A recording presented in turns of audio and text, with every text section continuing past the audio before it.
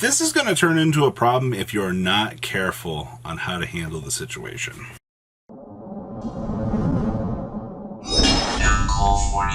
Make sure you guys smash that crap out subscribe button so you guys don't miss out on more awesome content. So today we're going to be talking about the looming Adignister problem / interesting meta development. So last format, near the end of it, right before we got slammed with a ban list, there were a couple of Adignister decks kind of starting to make laps. Okay, top to the UK Extravaganza in 4th and 8th place. And then you come to, and Pack was playing the deck on stream. A lot of people were kind of turning heads with it and going, maybe a boss monster that is unaffected by other card effects. Literally, a card that states this card is unaffected by other card effects wouldn't be crazy, right? And Aquila Fort Towers, if you guys will. You guys remember those days? Well, we skip ahead here, and I'm kind of starting to notice the same thing that we were seeing 2 to 3 weeks ago here. Adignister is continuing to climb its way out of, the bottom tiers ever since we got the new support. And of course, I warned everybody, we made countless videos talking about Adignister. We talked about that the price would eventually hike up. The field spells went from beyond $30 to an insane amount of money. But that's neither here nor there. People knew that this deck was coming and it would be a rogue pick. So we skip ahead here. The current situation here is just the same. If this deck goes uninterrupted, alright, it will produce a 4,000 attack monster that, well, literally will give you a very hard time, and you're not going to know how to handle the situation that is Adignister. You're like, well, Robbie, what's the point in talking about this? So, finally got the chance to sit down and play against this deck. Alright, and I can tell you some of my experiences with this matchup might not be too favorable, really, to a lot of you guys, but I will say this. Alright, from what I've seen with this deck, you hand trap them, they have to have extenders. Alright, you're like, okay, well, that would make sense, right? Alright, like, you can only have so many extenders. So, when I initially played against the deck, the base point that I think, the point most people will tell you to choke out the deck will be when they make the Dark Infant. You just go ahead and ash them, negate it, or something like that, and then they have to be in a really crappy situation, because then, what are they supposed to do? They can't search their field spell.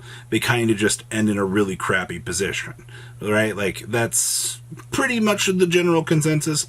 And you would think that, but sometimes ashing or stopping the red from getting the key searcher might also be not a bad idea.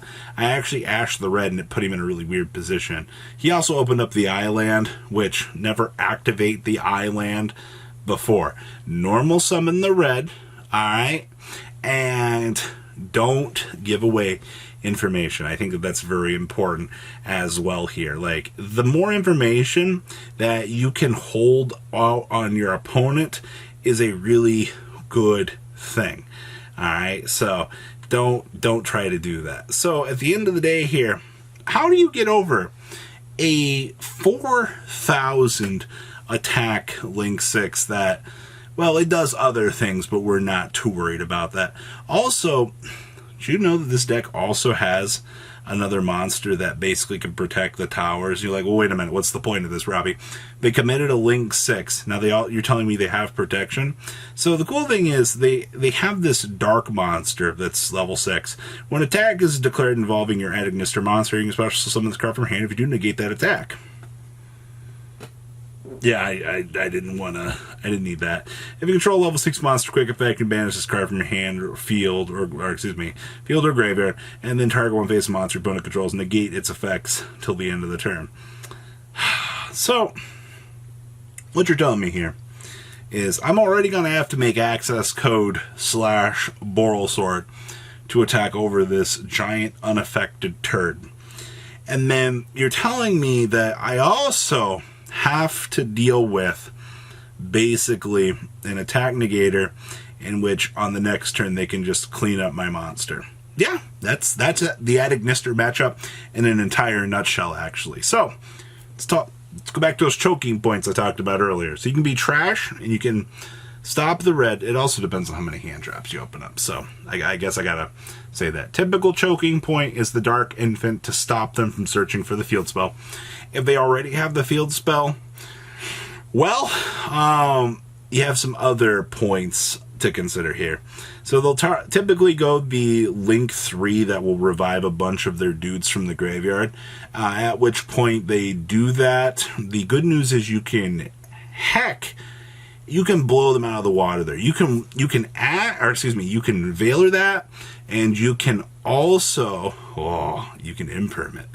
Those are my two favorite cards. Alright, unfortunately, if they can make a second Dark Infant to move, you can't Ghost Bell it. Alright, so one piece of bad news for you there. If you're like, I'm holding this Ghost Mourner here. Well, bad news for you is unfortunately, you're not going to be able to do that because they can chain block, because the infant can move. So, yeah, that's not fun at all, actually. I hate that. I hate that with a passion. So, you can also hit them with a Nibiru. Nibiru cleaning up their entire field literally is an issue. Like, they just lose. And you're still watching this, you're like, well, what's the point of all this, Robbie? The point is, if you don't open up that hand trap, you're in a shit-tastic position. Alright, and trust me here, the best things that you can do would be, obviously, like, establish a Mystic Mine. If you can hide behind a Mystic Mine while they have the big guy in the field, you pretty much be in a good position as well. I know, right? Promoting Mystic Mine on this channel. Oh, what a baddie.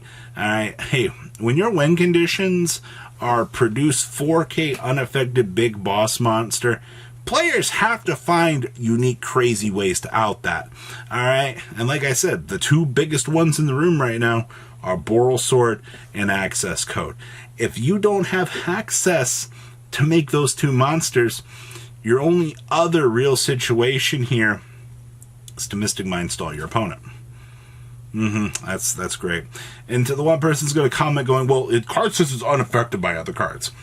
In a grand scheme of the way that Yu-Gi-Oh! Works, Mystic Mine affects the player, not the cards. It's a real gray area. You just crazy complicated things for 500. So, prepare your hand traps. Understand this matchup. You have several layers. The other cool thing about this deck, this deck is a one-card engine deck. And we do give a lot of crap to a lot of the other one-card engine decks. Hi, Alistair. Hi, Pran Kids. Technically, hi, Sky Striker. Alright. All these one-card engine decks in the room typically do the same thing.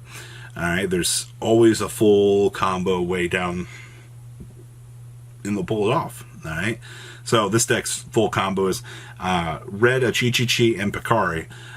Both of them are full combo with Dark Infant to get to the Adignister Link 6. So, yes, I also know. I know that kaijus exist. Yes, I do. I know all too well about the kaijus. Problem is, in competitive play right now, the kaijus they're not doing too much. Not at this very moment in time.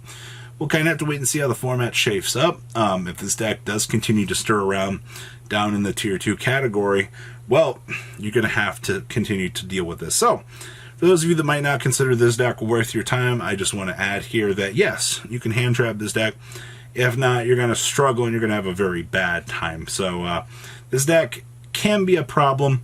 It's going to be a problem that if you appropriately know how to deal with it and at which points to choke it out, free wins all around. So, just Nibiru them. It's cosmically the easiest thing to do. So, have you guys got the chance to play against Adignister yet? Please, leave a comment down below. Tell me what you guys think. My friend is actually borrowing my Adignister core. I was so excited to have everything, but he's the one that's been playing it at locals now, and he's had 2 successful performances with the deck. So, it's actually really good news. 4K beat stick, by the way. Yu-Gi-Oh's come a long way, guys. Alright, you guys have a good rest of your day. Make sure you guys leave that comment down below and smash that little crab out, subscribe button. Peace out, guys.